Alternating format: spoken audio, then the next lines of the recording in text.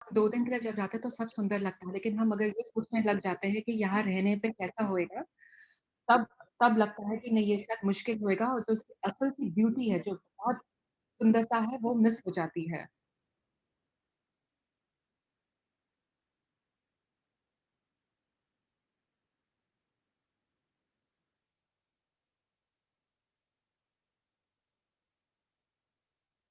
तो जो हमारी प्रैक्टिस होनी चाहिए कि हमेशा जागरूक रहें, अपना मन हर समय जागरूक रहे, आत्मा जैसे हम उसको बोलते हैं सोल कॉन्शियस रहे और जो हमारी जो शक्तियाँ हैं, उसके बारे में हमेशा हमेशा उसको याद रखें।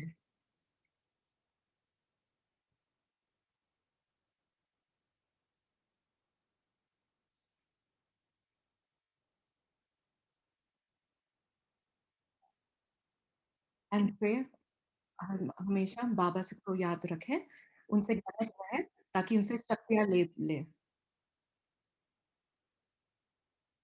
तो हमें पता तो सब कुछ है लेकिन जब प्रैक्टिस करना होता है तब मुश्किल आती है और अ, जैसे अदिति दीदी हमारे साथ है और वो हमें समझाएगी कैसे इनको इस चीज़ को अनुभव किया जाए।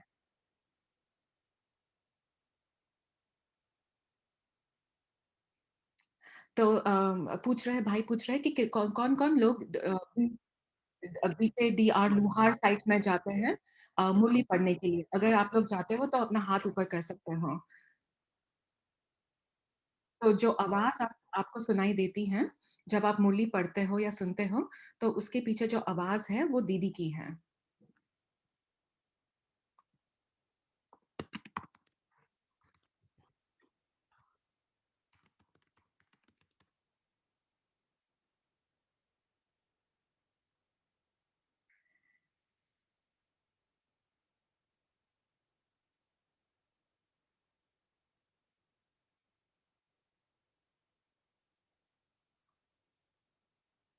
दीदी का अपना यूट्यूब चैनल भी है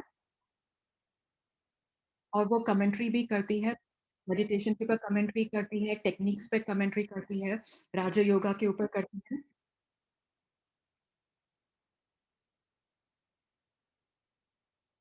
और उनका जो प्रोफ़ेशन है, वो एक वो पत्रकार रह चुकी हैं और बिकॉज़ वो पत्रकार रह चुकी हैं, तो क्यों, कैसे, क्या जैसे उनका जॉब रहता है वैसे उनकी उनकी ट्रेनिंग वैसी हुई है, तो उन्होंने ज्ञान भी उस हिसाब से धारण किया है और वो जब समझाती भी है, तो सब सारी चीज़ें उस पहलू के सारी चीज़ें समझाती है। और वो अभी ब्रह्म कुमारी सेंटर में इंडिया में वो मीडिया डिपार्टमेंट में सेवा दे रही हैं।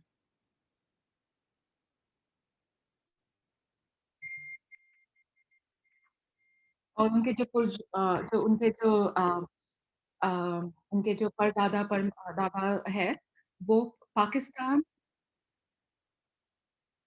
पाकिस्तान पाकिस्तान पाकिस्तान में थे, मुल्तान पाकिस्तान में है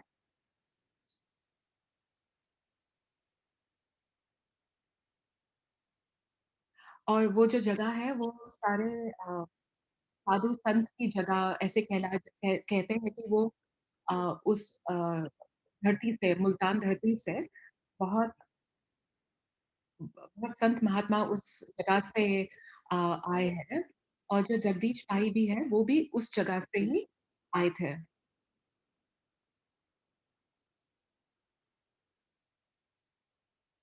हम अदिति दीदी का स्वागत करते हैं।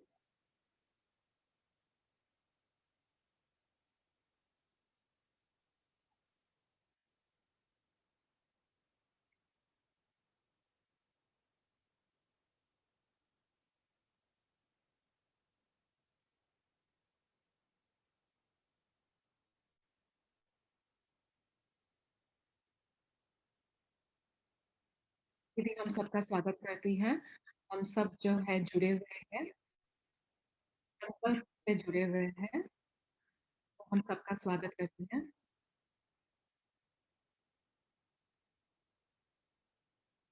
जो संगम युग है अ, वो युग है जो जिसमें हम सबसे मिल सकते हैं और आजकल कोरोना की वजह से हम सब एक-दूसरे को मिल पा रहे हैं ज़ूम के ऊपर।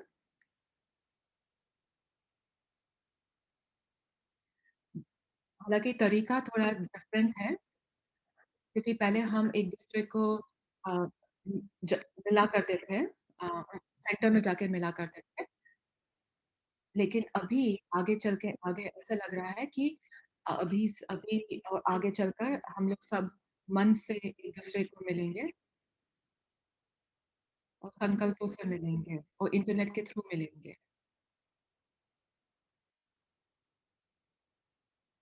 तो इसलिए हम साइंस का भी शुक्रिया करते हैं कि उसकी वजह से हम ऐसे मिल पा रहे हैं।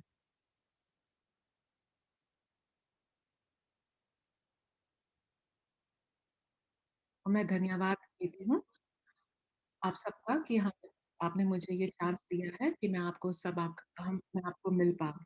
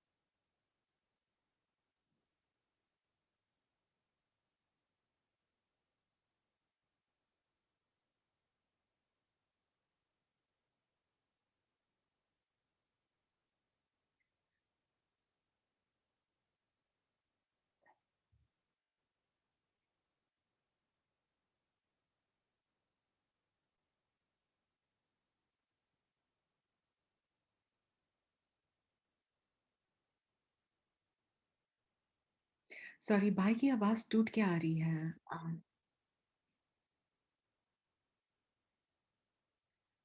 भाई की आवाज़ टूट के आ रही है।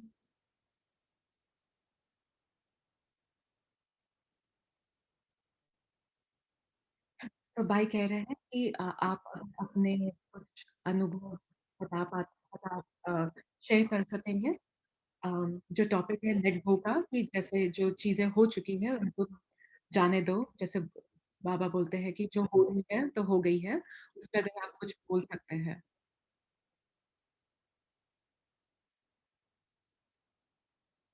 ये कह रही हैं कि उनके लिए लेटिंग गो करना इतना मुश्किल नहीं था।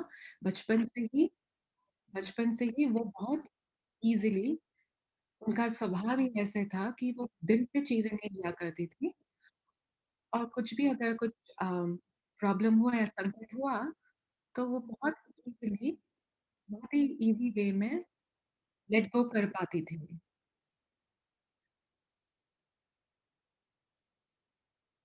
अब अगर उनको कोई दुःख भी पहुँचा रहा हो या किसी ने उनके बारे में कुछ बुरा भी बोला हुआ हो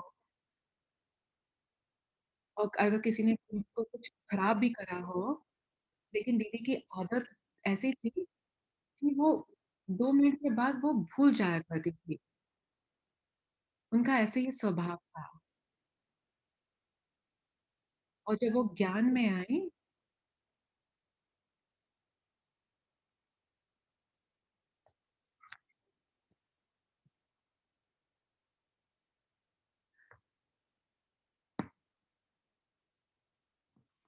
जब वो ज्ञान में आई तब फिर उन्होंने बाबा का ज्ञान लेने के बाद फिर धीरे-धीरे और भी चीज़ें उनको समझ में आने लग गई।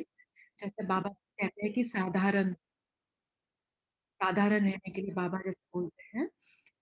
तो जैसे वो पत्रिका जर्नलिस्ट हुआ करती थी, तो फिर धीरे-धीरे उन्होंने उनकी उनकी उस समय लाइफ़ डिफरेंट थी क्योंकि वो पत्रिका जर्नलिस्ट मीडिया वर्ल्ड में थी। फिर धीरे-धीरे फिर वो साधारणता पे कैसे धीरे-धीरे आने लग गई। वो एक याद करती है एक इंसिडेंट कि उनके उनके साथ जो काम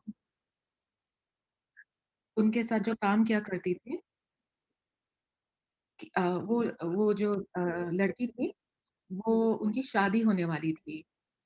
और वो थोड़ा-सा वो वो चाय बहुत पिया करती थी एंड उन्होंने देखा कि थोड़े टाइम तो उन्होंने देखा कि ये जिसको तो चाय बहुत पसंद थी और लेकिन अभी इन्होंने चाय पीना बंद कर दिया है। तो फिर जब उन्होंने पूछा कि तुमने चाय क्यों बंद करा है पीना? तो उन्होंने कहा कि मेरी शादी होने वाली है और जिससे मेरी शादी होने वाली है, उसे चाय पसंद नहीं है इसलिए मैं भी धीरे-धीरे चाय छोड़ रही हूँ। तो दीदी को बहुत उससे प्रेरणा हुई कि उसके जिसके साथ शादी हो रही है उसकी वजह से वो उसने चाय दे दी जो उसको बहुत पसंद आया करती थी।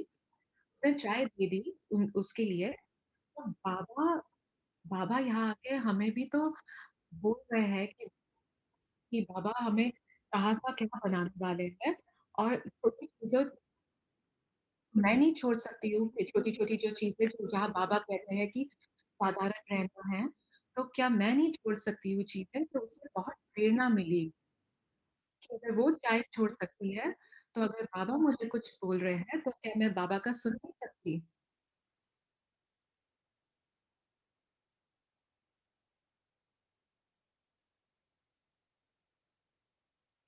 और मुश्किल मुश्किल तब होती है जब हम अपने आप को आत्मा नहीं समझते, तब हम हमसे ये बहुत मुश्किल पड़ जाता है। तो वो दीदी कह रही हैं कि जब वो पहली बार ब्रह्मा कुमारी गई दिल्ली में, राजपुरी गार्डन में, तो उनको जो आकर्षित किया, तो उनको उस समय बहुत ऐसे एक अनुभव हुआ कि जैसे उन्होंने ये शरीर छोड़ दिया है और वो आत्मा है। तो उनको जो ये अनुभव हुआ, बहुत स्ट्रॉन्ग ये अनुभव हुआ उनको और बाबा से कनेक्शन इतना स्ट्रॉन्ग कनेक्शन हुआ बाबा से कि इतना गहरा एक्सपीरियंस था कि वो जो उन्होंने एक्सपीरियंस किया, बाबा का एक्सपीरियंस किया अ, अपना शरीर छोड़ के आत्मा का जो एक्सपीरियंस किया, इतना गहरा एक्सपीरियंस था, तो उसके बाद उनके लिए बहुत आसान हो गया था सब कुछ छोड़ना, क्योंकि फिर बाकी चीज़ें बहुत साधारण हो जाती हैं।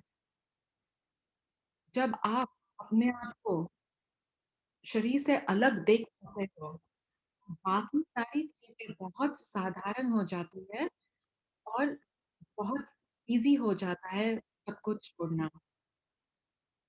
तो दीदी को ऐसे अनुभव हुआ जब पहली बार जब वो गई और उनको पहले दिन से ही ऐसे अनुभव होने लगे और जब वो मेडिटेट करती थी, शुरू-शुरू में, तो किसी को रोने लग जाया करती थी। तो वो बाबा के पिक्चर के सामने बैठ जाया करती थी और उनको ऐसे महसूस हुआ करता था, कि ये तो जो जिनके सामने बैठी है, वो तो बहुत प्यारे हैं, बहुत समीप है मेरे और उन्हें पता भी नहीं रहता था कि वो सडनली जैसे अपना शरीर छोड़ के आत्मा स्टेट में पहुँच जाया करती थी। और उनको ऐसे बहुत ऐसे स्ट्रॉन्ग अनुभव हुआ कि जो उनको चाहिए था, यही तो चाहिए था और यही तो सबसे ज़्यादा इम्पोर्टेंट चीज़ है।